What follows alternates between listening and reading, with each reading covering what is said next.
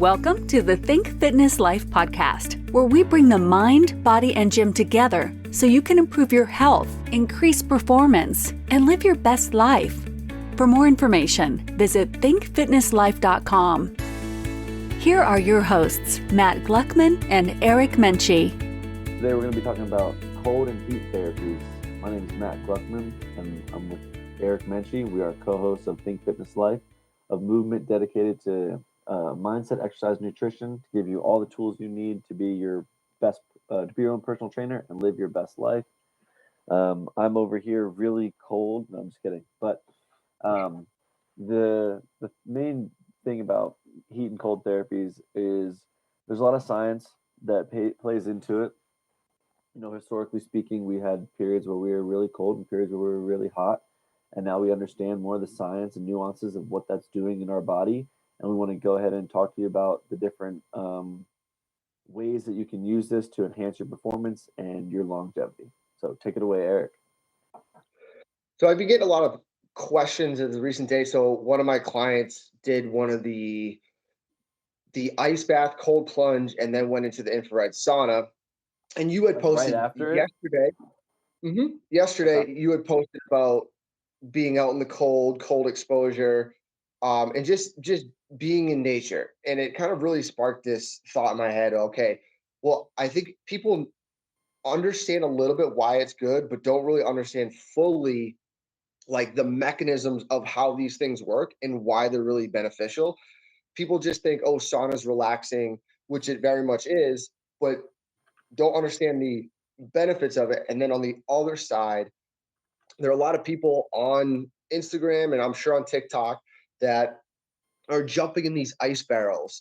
And Wim Hof is doing it or has been doing it, cold exposure, and understanding why people are doing that and how it can benefit longevity and life. And like that's usually kind of how things start to stem thoughts in my head of things I want to talk to or address as a whole. And it's very misconstrued because we were talking before the show, kind of going over our notes and stuff of, well, you don't really have to be in this high-end spa and sauna. And there has been spas and saunas on this earth for a very long time. The Romans had them. Probably most famous is, I think, what's like the Nordic or the Finnish or Swedish. Their saunas are like one of the most well-known. And there's certain aspects to them, and they've been done for thousands of years. But you really don't have to have all that fancy high-tech technology or go to a sauna every day. Now, if your gym has one or you have the availability to, I think that's the most important thing. But kind of to understand the premise behind it. And I think, Matt, where do you want to start? Cold or hot? You take a pick. I say we start with hot because it's probably been around more mainstream, more recent, longer. And I think most people understand it in terms of the studies that have been around with the sauna in terms of Alzheimer's, type 2 diabetes, arthritis, right? Like that's how we understand the sauna. But I think just starting there is really helpful because most of us have been through periods where we're extremely hot and sweating, and whether it's from the sun or you're in like a hot spring or in a hot tub, it's stimulating similar responses in the body. So let's go ahead and talk about that. Yeah, so with hot is always a good thing. So, or it's hot or called hyperthermic conditioning. There's many benefits to this. Now, usually when I start asking people what their like recovery modalities are, I kind of ask to see, okay, if you do a sauna or steam room. Now, steam rooms are still very beneficial in opposite ways, but the issue is some of them don't get hot enough to elicit a very big hormesis effect. And we're going to talk about this word a lot. And Matt, I know that's one of your favorite words. You've been talking about that for years of, eating things to induce hormesis and all this other, which all is just an external stress that adds adaptation onto a system.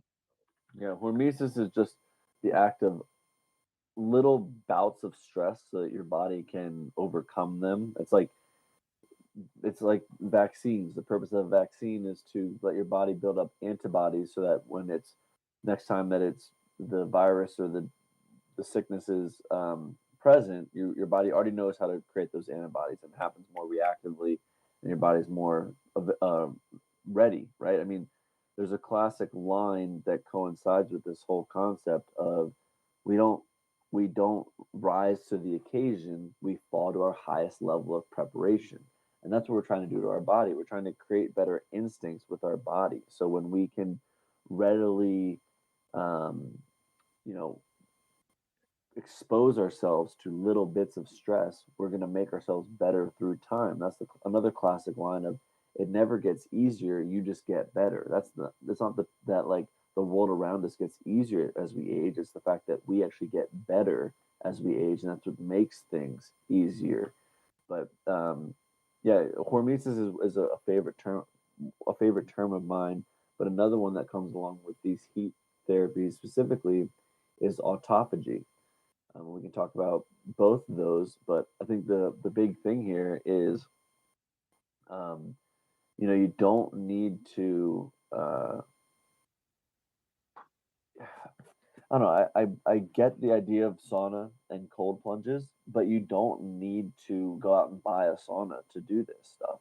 You don't need to buy an expensive cold plunge tub to do all this stuff. You can get all these benefits like autophagy and hormesis. These are just concepts that our body can take hold from, and there's many different ways to get that effect.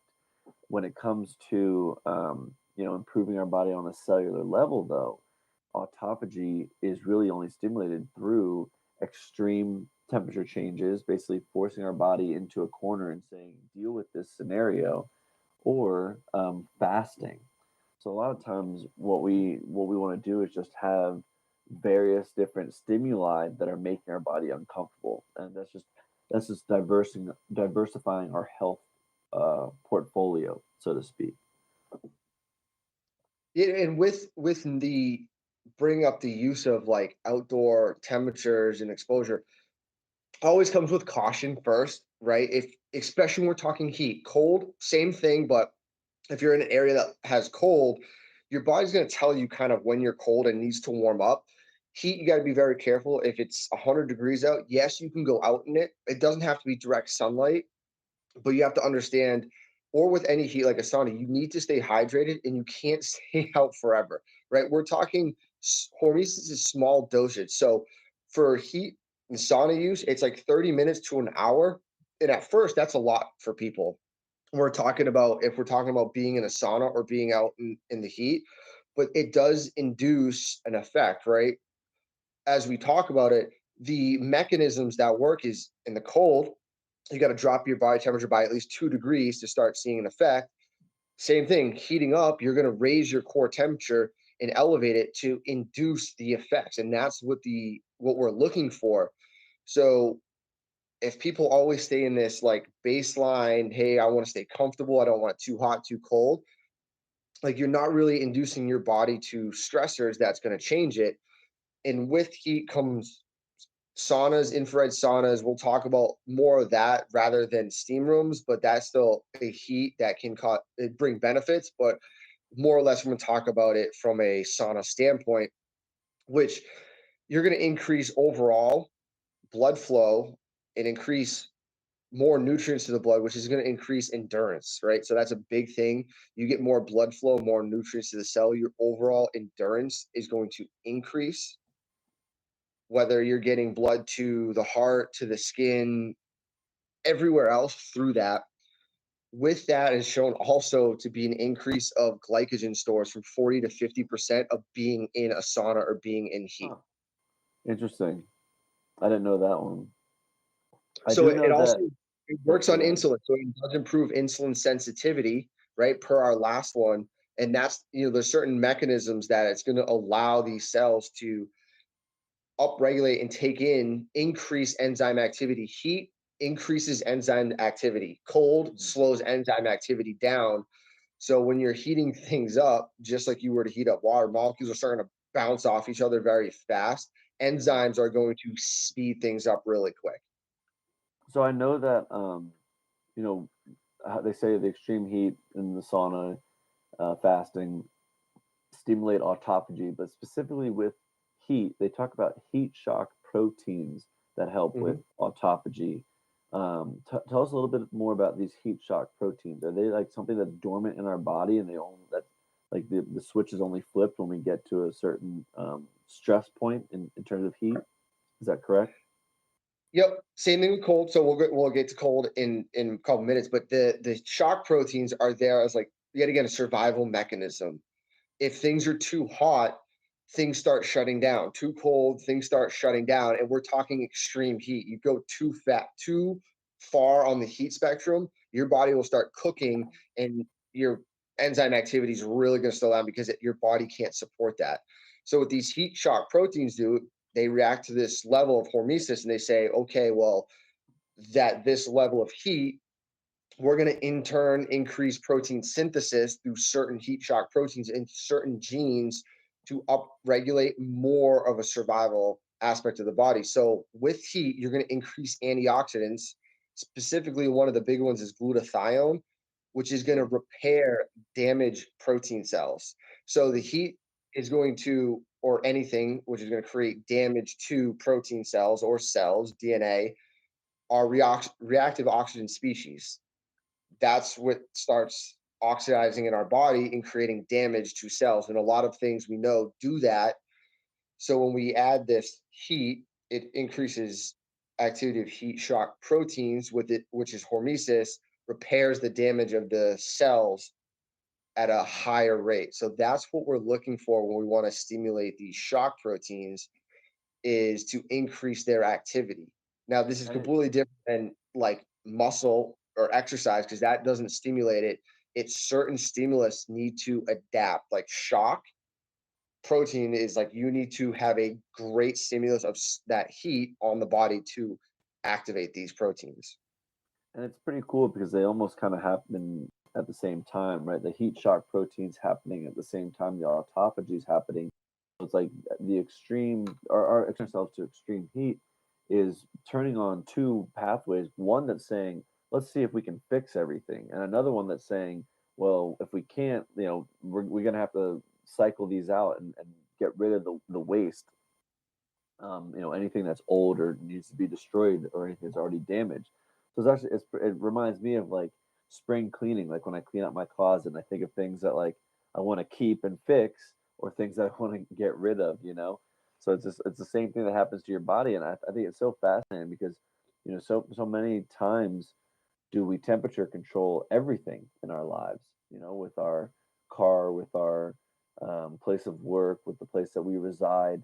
And it's like, as we get older, we become so sensitive to these little changes in temperature because our body is overly stressed in these minor changes in temperature. So to be proactive and improve your longevity and improve your body's performance in these temperature changes is like anything else. You just have to get your body prepared for it. Again, you don't rise to the occasion.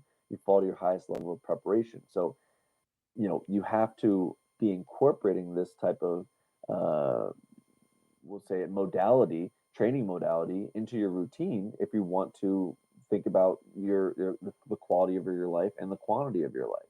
Now the kicker is so many times people pick up on a new thing they need to incorporate their routine, and they become a little bit too uh, hyper vigilant about it, right? Like, okay, autophagy is something that I want to do. Now that's their main focus, and all they do is sit in the sauna every day for hours and hours, and they think they need to do it every single day, all year long. In reality, that's not even how we lived our lives. We went through periods of extreme hot and extreme cold, and that's how we want to do things. Almost the cyclical nature of nature itself. So your periods where you're getting the benefits from heat, and the periods that you're getting benefits from the cold can happen all in the same year and don't need to happen within the same day for your body to really take hold of these changes and become a stronger organism. Right.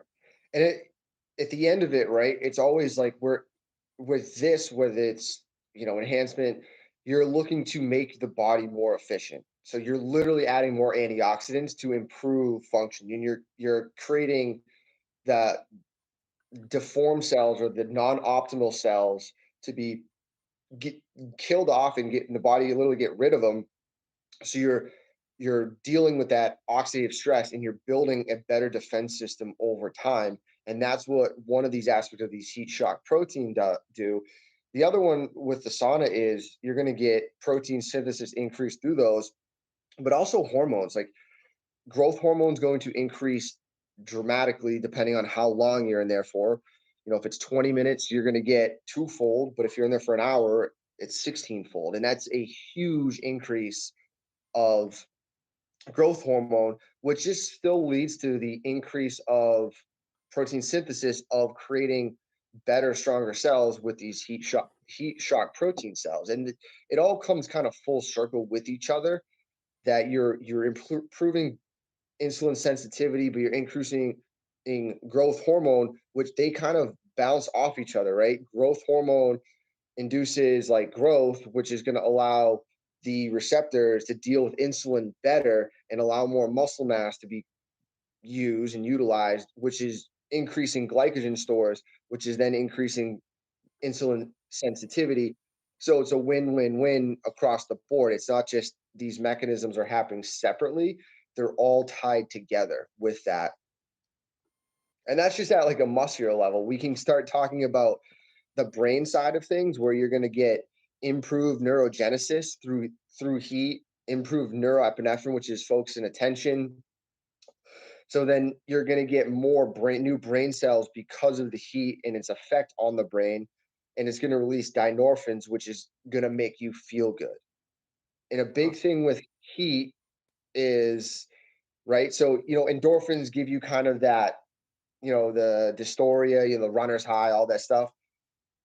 But the dynorphins are the different side of it, which is a different opioid, a different pathway that is, and it's going to give you a different sense of stress relief and relaxation. So that's the other That's why side. you feel like very euphoric when you come out of the sauna. Exactly. You're relaxed. The sauna is a very parasympathetic thing. Now, your body is going into sympathetics because it's hot, but once you get used to it, because you're creating vasodilation, it's more relaxing, a calming thing than compared to the ice bath, which is more of a sympathetic thing you're building up. But you're using these tools differently, and that's where I think people get confused. Like they're not the same, because one, you're driving more parasympathetic. And I get out of a sauna, I'm like, oh, I could go for a nap. I'm like relaxed. I'm good. That's what I want out of a sauna, along with the other things with the heat shock proteins. But cold is a whole different thing. And I think that's important when people are starting to think about, okay, do I do saunas? And infrared saunas are good, regular saunas are good. As long as the heat is usually, I say like 170 plus is great. Infrared saunas don't go that high because they generate a different kind of heat with that light. But as long as you're over, a lot of stuff that says like 140 degrees, you're going to get the benefit of that. The longer you stay in, the more you're going to reap the rewards. You don't have to stay in for an hour a day. Start off slow like anything else, 10, 20 minutes, build up the tolerance to it. And over time, you're going to realize that you'll get in there and it's not going to bother you as much, or it takes longer duration to get the effect because your body's adapting, because your body temperature is managing that. You're not like, it's not freaking out. Yeah, so let's go ahead and like recap the benefits of heat, and then let's move into cold. We talked about how exercise increases protein synthesis, but the downside is it also causes degradation of proteins. So the benefits of using a sauna or getting extreme heat exposure, in your routine, in your yearly routine, so to speak, we activate your heat shock proteins, which help hormesis and autophagy. We talked about growth hormone, and we talked about improved insulin sensitivity, and then he talked about benefits to the neurotransmitters in the brain. Mm-hmm. That pretty much sums it up. Ready to move into cold? Ready to move on to the cold. Everyone hates the cold. Well, that's not necessary. Yeah, Yeah, Well, probably most people are more likely to avoid being cold than hot, right? Most people would prefer to be on a beach than say in Alaska, but yeah. um Or if you see someone, hey, I'm going to drop you in 50 degrees of water, they're not going to like you very much. yeah, that too. And I So think that's where the cold is different, right? It's completely because now you're going from a relaxed parasympathetic, you're driving sympathetics up. And this is where I think we'll get into the end of like comparing if you want to do two back and forth, which way that you can pick depending on which outcome you want. But we'll get that to the end. So like the cold, as you were in your video, you were outside. How cold was it out there? Were you sub? It was like 20, 30 degrees. It wasn't even Yeah. that bad. And it might have been even warmer than that. But I'm not gonna lie, like 2 weeks ago, I walked outside. It was like -10, and it was awful, Hmm. awful. And it's one where 20 degrees is still cold for people. You might be outside and you don't have to have no layers on, but you want to get that chill. You almost want to get to a point where you're shivering. And for cold, you don't have to be out there long term. There's been studies that people have been in cold for 2 to 3 minutes and they're still seeing the benefits that we're going to go over of being exposed to cold. If you have an ice bath, or go to one of these places that do have it, many people aren't staying in for a long time. You'll build up over time to stay in them longer, but the benefits aren't going to be as they're the same depending on how long you're right. Usually with cold, they've seen you get close to a certain time point, like you're not really going to get benefit from sitting in there cold for an hour. Whereas heat, it's a little bit different because the body reacts differently when it's cold, right? It will start slowing things down. So enzymes start to slow down when anything is cold, right? It starts to freeze, stuff slows. Besides lipids, so fat, those enzymes are upregulated, and this is where brown fat comes in. I'm sure not a lot of people have heard of brown fat, but they say, oh, babies have more brown fat and there's white fat, brown fat, but you want to have more brown fat. It's better. It's more thermogenic.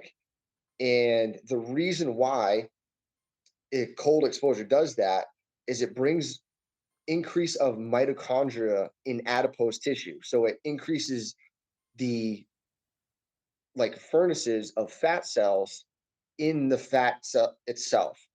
What that does, if you look at it cut open, like type 1 muscle fibers looks more darker than type 2 muscle fibers, is the mitochondria density. So you're seeing a denser mitochondria, which makes it look a browner tint than non.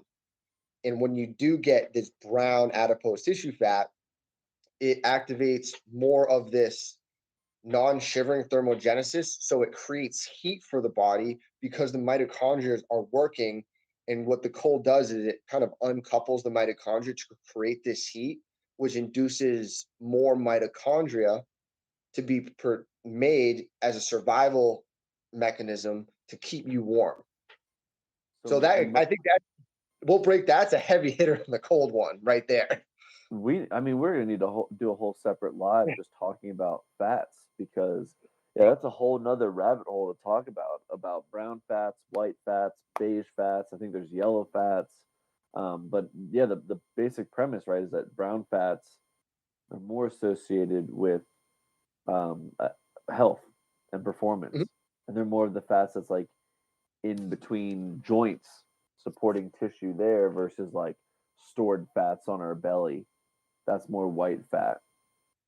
Well, and it could be, it also could be like, right, that's stored, but do you have the ability to, once you're at a certain body fat percentage, right, that if you expose yourself to this, that your fat is actually becoming more brown fat. And they've showed It that can. people Okay. it can, yeah. So like with low body fat percentage, so say you're healthy, you're working out, you're dropping your body fat percentage and you're doing cold exposure, it's going to drop your percent body fat even more, but then it's going to switch that body fat to be more brown body fat to keep you warm, but also because you're becoming more metabolically efficient. So your fat stores are actually going, well, okay, we can have mitochondria and we can burn fat at a higher rate because this person needs it and they're doing this cold therapy. Well, they're also now burning more fat at rest, period. And I think that's where you want to get the body eventually, is to, like, you have good, because everyone needs fat stores, not a lot of fat stores. But then you turn some of these fat stores and say, well, these fat stores have a lot of mitochondria. That means that they're just more of a furnace to be utilized in situations. Interesting. And hence why babies have a lot of brown fat. They come out very mitochondrial dense. It's going to keep them warm. Then I think, obviously, I got to look into this, but as we grow older, right? And if you don't use it, you lose it. As we don't use that much, that the fat cells are, well, it's too cost worthy to keep this. Let's flip this over or burn the fat. Fat's gone. You lose that kind of baby fat as you start to grow, and then inactivity, on exposure to other things as the environment. Oh, let's just add this white fat that is just excess body fat. I think you're right. That is a whole different So, topic for so another the live. cold, so the cold therapies help this side of things more than heat. Yep. Interesting. Interesting. That is So fascinating. you 'Cause need those one thing. it makes sense, right? Because it's like, well, fat is more of an insulator. So, um, as we get cold, our body moves to make our fat denser, right? Because brown fat's denser than white fat. Yeah. Yeah, that's pretty fascinating. So tell us about some of the ways that people practice these cold therapies. So a lot of times You cold just did one therapy is, recently, right? yeah. So I did the ice bath. I did one the other day. Or there's a couple of them called ice barrels on the market. It's basically like a cold plunge. You're jumping into, hey, it's like 45 to 50-degree water. Could be colder, but usually they keep it at that. A lot of times, if you're not used to it, you can't go too cold or sit there too long because it can induce hypothermia, Mm. or hypothermia. So you don't want to do that. But usually you go in, at first, if you're new to it, it's like 4 to 5 minutes. Sometimes I've sat in ice baths for up to 10 minutes. There's a lot of different effects for it, and I like to submerge full body first and then sit there with just the head, so my shoulders and everything else are down. That's one way to do it. Cryotherapy was another big way where you I cover. did cryo, and it was like So I've never 120 done it. seconds, and it was Yeah, it's crazy very quick. yeah, because How I've is done that for you? ice baths back in the day, like when we would just take a bunch of bags of ice and just pour it in a bathtub, and then like athletic training when they had the ice bath things. But Mhm. yeah, the cryo was a whole different experience because I I don't know, maybe just the fact that you're not really stepping down in any way, you're not like easing into it. It's like you just went from this 70-degree temperature controlled room to now you're standing in in this encapsulated circle with your head over top, and they just turn it on and it just blasts you for like 120 seconds and you are freezing. And it was like it felt like 10 minutes of my life passing by in front of my eyes, and it was actually really hard. But it's probably like the easiest way for people to just power through 2 minutes versus wrapping their head around powering through 10-15 minutes. But I would say, in my personal experience, it is really easy to sit in an ice bath versus the cryo, in my opinion. I would have to take your word for it because I've never done cryo, and I think it's on my list to do. But they also use a very lower temperature for cryo. Like, they're going very, very negative cold because you're only in Okay. there 100 seconds. Right. Very much. So like if you were to like jump into the like Pacific Ocean way up by Alaska, like that water is like, I think it's like 32 to 35 degrees, and it drops your core temperature really quick. So that's the mechanisms you're looking for, is can you drop your body temperature by 2 degrees Fahrenheit or really quick to induce a hormetic effect. And either way works, but I do agree that you're sitting in an ice bath creates a, you can sit there longer and get used to it. And it also, on a mental aspect of it, we'll get into the brain pathways. but it teaches that like discipline to be uncomfortable in a situation that is very, very uncomfortable. So the first time, and no one's done it like you, I like to plunge into just full body of like shock that. But some people hit it first cold and they're getting a sense of it and it takes them a while to ease in because it's that cold. The body is literally at first it's going to shunt blood out to the arms in the periphery to be like, I need to warm it up. But then as the vasoconstriction happens because you're so cold, the body literally says, okay, I need to push blood back to the vital organs to keep it there. Hence why when you see people or have heard people go into cold water, they lose dexterity because the blood flow is shunting back to make sure the brain, the heart, all these organs are staying warm. And that's one big aspect of it, of like a discipline aspect of it, You said they to lose be like, hey, dexterity. Yeah. yep, you'll start losing dexterity because like the blood flow is not going there because it's all putting it back into the cavity for vital organs. Yeah, it's fascinating because I'll walk Porter outside in the cold, and it'll be like anywhere from 20 to 30. And if I'm making content on my phone, or if I'm responding to people on my phone, it's like 10, 15 minutes before everything's super slow. If I need to maneuver anything on my phone, my hands are just super slow and I can't really get that fine motor control that I need to. Well, and that's Probably the other pathway of that is we have these the hands and feet are the biggest cooling and heating things. So we have AVAs that are in our hands and feet, which transfer heat very rapidly. So if you go out and you try to use a phone, because these are doing it, you're gonna lose heat very, very quick through your hands. That's another mechanism. Like we get into cold water, you lose heat very, very quick. On yeah. the flip side, what they've also done in research is if someone's worked out, they say do a set of 10 of squats, they put their hand in cold water or their feet, like just that, they've recovered really quick because they've cooled their body really fast. Different topic, different day, but that's another reason why our hands and feet lose dexterity is because we have those channels that pass heat instantaneously through. So how should I incorporate these two modalities into my routine, and when should it be done? So the big question usually is ice bath post practice or post workout. I'm sure you've done them. I've done them after a hot day. They'll say your legs feel great. And then people go back and forth and start arguing, okay, well, what's better, heat or ice? Do I get in an ice bath right after? Right after an exercise bout, if you're under an hour, research has shown that it blunts that recovery aspect. So you're not going to recover well, and it actually reduces a hypertrophy effect because you want inflammation within that first hour. Right. You want your body to, respond. So right after a workout session or a training session, probably not the best. Now, sometimes like college athletes are listening, right after practice, we'd be at practice for 3 hours. We jump in and, the next day we feel great. That might be a little bit different because practice is like, I'm not really worried about hypertrophy effect. Like I'm worried about Right. recovery. I Right. might Worry decrease about performance the next a little day. bit, Right. but as from a pain aspect of it, in a neuro sense, it decreases that.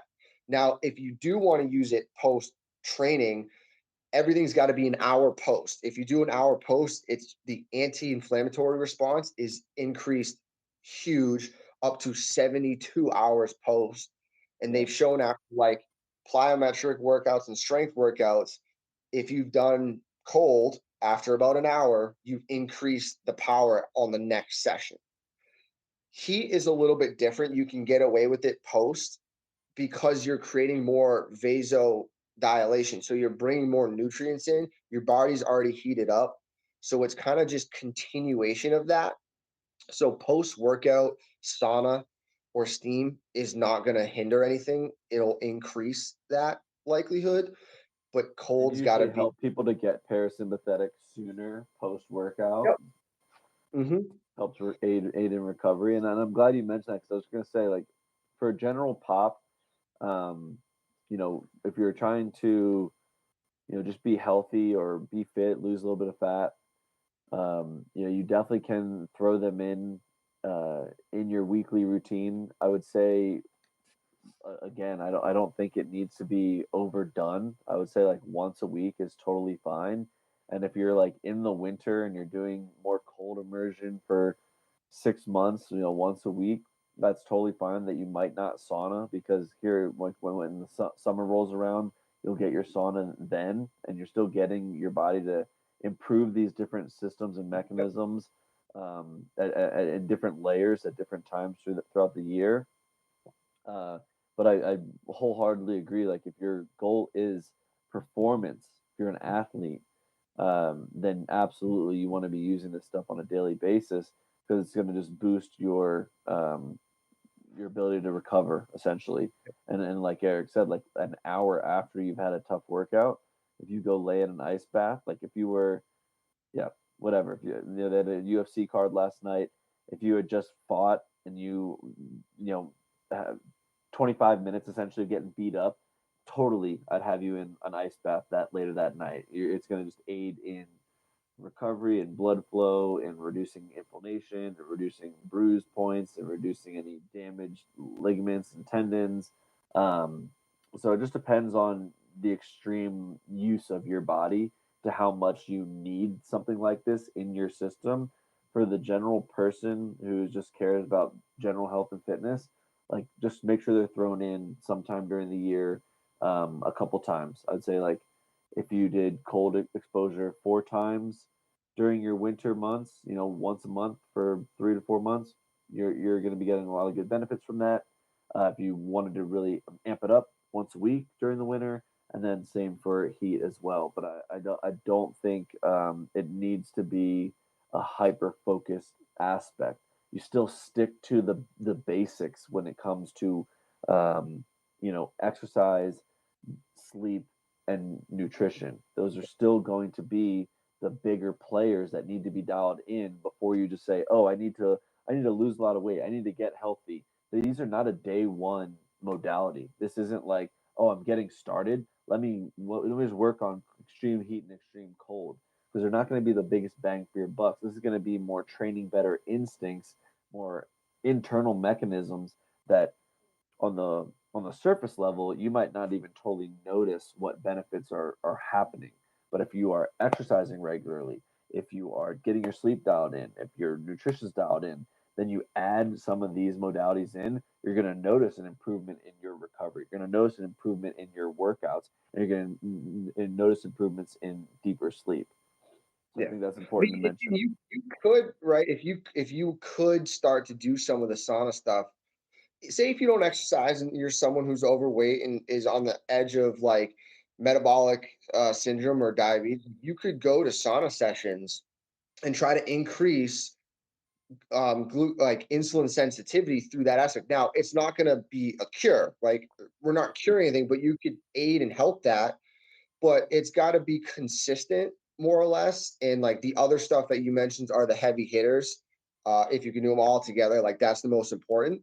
The other thing I want to mention is like for cold, you can also do cold showers, and can be done early in the morning, like after 30 minutes of waking, or if you wake up and like, hey, you're gonna go to work and take a shower. So what it does is it increases your body temp compensatory, right? Because you're cooling your body temperature and your body's got to react that to warm up and stay warm. That can also change your circadian rhythm to also affect if you want to go to bed earlier or change how you want to react the next day.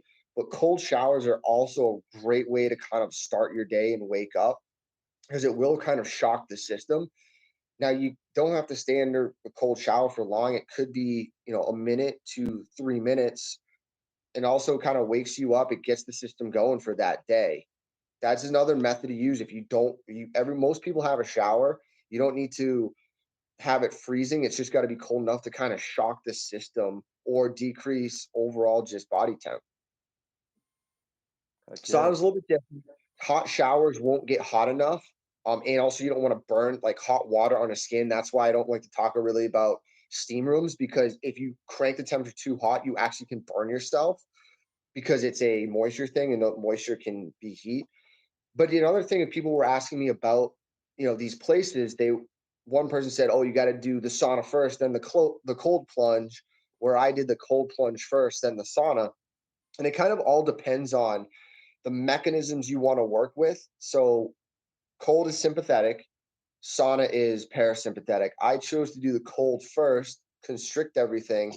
Then I wanted to go more parasympathetic, but really open up and get nutrients back into my body with the heat. You can 100% do it the other way. And I think the Swedish do it the other way. They do hot, then cold as a more of a big shock to the system, and then they re-warm up. So it does have its benefit either way. You're still going to get the benefits no matter what. It's just kind of what pathway do you want to go to? Do you want to stay more sympathetic? You do the cold after the heat, but you'll still capture the benefits of that. Love it. Love it. Well, I think that about wraps us up for cold and heat therapies. If you're ready to make steps towards improving your health or increasing your performance, book a free 30-minute call today by visiting thinkfitnesslife.com.